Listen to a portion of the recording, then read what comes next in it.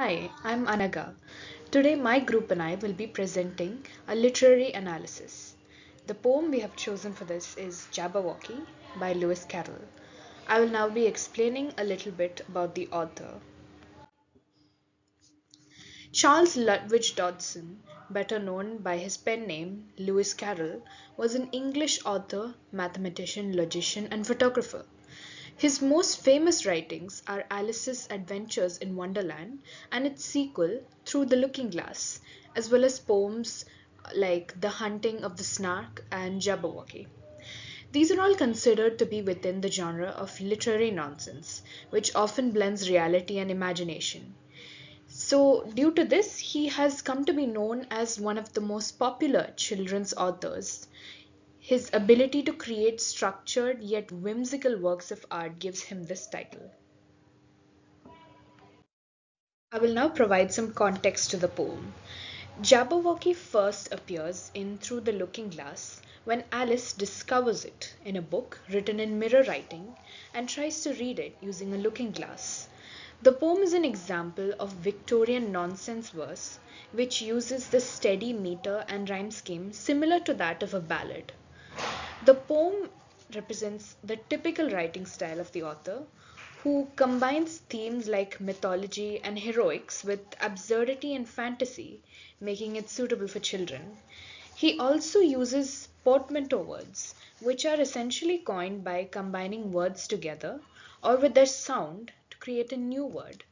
For example, the word podcast is made by combining iPod and broadcast. Hello, I am Sayeda Afu, and today I will be talking about Jabberwocky by Lewis Carroll. The poem Jabberwocky starts with the line "'Twas brilling, and the slithy turfs did gyre and gimble in the wave."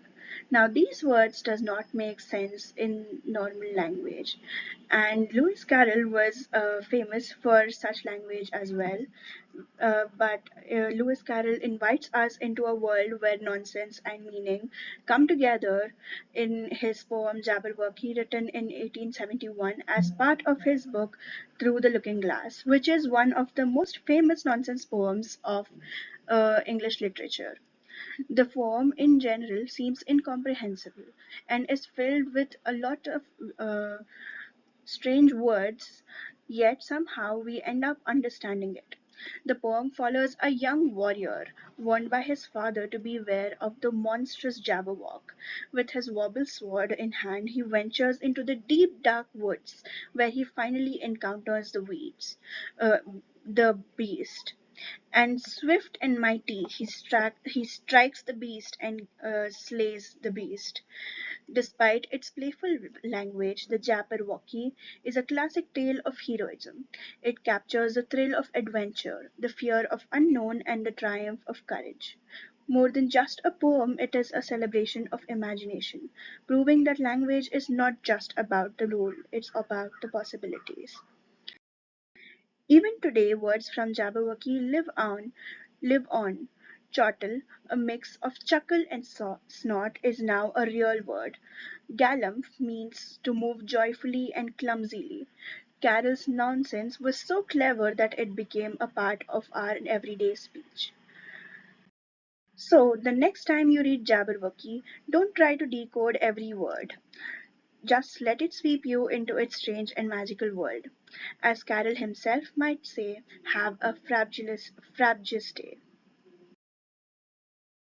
Hi, this is Shravya, and I'll be explaining the analysis of the form along with the content analysis. So, this poem, Jabberwocky, is a traditional ballad. It follows quite closely to the rules of a traditional ballad, such as in the rhyme scheme, the poetic meter, in the theme, etc.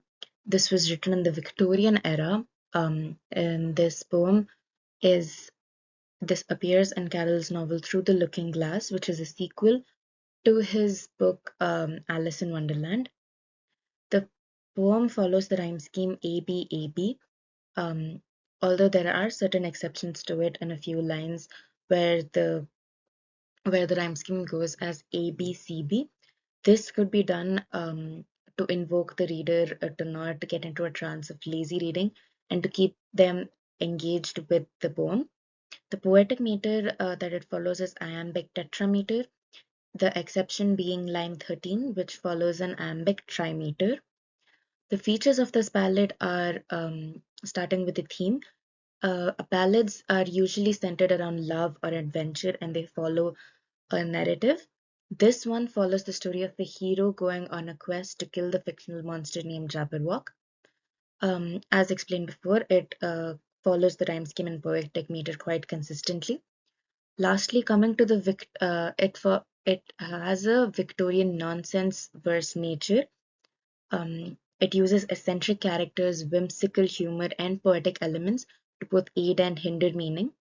Um, this poem uses a lot of made up words, and while they are considered made up, they could be seen as a combination of two or more words. This will be seen further in the next slide. So here, this is to give a little bit of a pretext to the poem. This poem, is commonly considered nonsensical, but it can be viewed as more of a distortion of time, as the imagery, the visual representations that are given in this poem um, give this poem that whimsical nature to it. As the readers, when they're reading this poem, they can grasp some a clear idea of what's going on. This poem cannot be considered completely nonsensical in its nature. It still follows a clear grammar, it follows a syntax, etc. Moving on to the themes of the poem, starting with triumph of good over evil, as this follows a hero defeating a monster and then returning to their village for glory. This follows a classic example of good over evil. This could be taken as an inspiration from the epic Beowulf, but compared to that long poem, this ballad of 28 lines um, does not do justice to a narrative poem. But this carol could have done this to give a gentle satire on the overusedness of this theme of good over evil. Moving on to distorted meaning. Um, For example, in the first verse, there's a word used as slithy, which could be seen as a merging of two words being leath and slimy. These two words could have been merged together to give a bit more of a um, virtual representation. Another example would be the word fabulous, which is a mixture of the word fabulous and joyous, which is used in the last few words to describe the happiness that the villagers and the people of that world feel at the defeat of the monster Jabberwock. Moving on to language, considering this is a more whimsical, nonsensical poem in nature, Carol breaks the bounds of language and moves past it to give the readers a more playful nature with poetry. Coming to the speaker of the poem, who's in a third person narrative, and they take an overall whimsical tone to the poem in their narration. Some consider the narrator to be the father of this hero, but that seems a little unlikely considering how the father is one of the people who is also conversing with the author, conversing with this hero there. Um, they typically change their tone based on the visuals of the poem.